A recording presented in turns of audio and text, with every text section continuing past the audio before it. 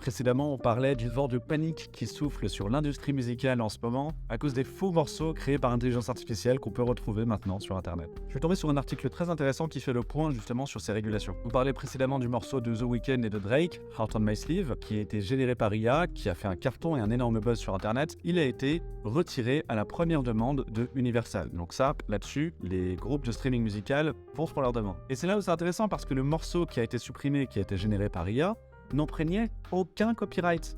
Ça ne reproduit aucun titre du catalogue et la voix des chanteurs n'est pas soumise à copyright. Le droit d'auteur n'a pas été prévu pour protéger les voix. Du coup maintenant c'est branle-bas de combat chez les majors. Universal est désormais interdit aux groupes de streaming musicaux comme Spotify par exemple de laisser les intelligences artificielles s'entraîner sur le catalogue pour apprendre les voix, etc. Maintenant, l'accès est bloqué. Les partisans de l'IA disent non, c'est un usage raisonnable de l'IA, je vois pas pourquoi vous interdiriez ça, c'est entendable aussi. Et la justice n'a pas encore tranché. Le mois dernier, on a vu apparaître une coalition de 40 entreprises internationales très importantes, une coalition qui défend un usage éthique de l'IA dans la musique via 7 principes. Alors je ne vais pas vous citer les 7 principes, mais la phrase la plus importante de cette coalition, c'est « L'IA ne remplacera jamais la créativité et les accomplissements humains ». En fait, ils se battent du côté des majors, évidemment, pour protéger leurs droits. Mais même si la coalition est solide, tout le monde n'est pas du même avis dans la coalition. Il y a des gens qui sont plus pour un développement de l'IA, d'autres plus sur un conservatisme. Bref, c'est un sujet compliqué pour tout le monde. Ça a le mérite d'ouvrir la discussion et de créer le débat. Comme dit David Guetta, c'est marrant parce qu'on parlait déjà de lui dans la dernière vidéo, il compare l'IA à l'arrivée des guitares électriques, des sampleurs, bref, des innovations technologiques qui ont fait changer complètement une industrie, voire la révolutionnant complètement. Donc si on résume un peu la situation, les majors, disons les grands,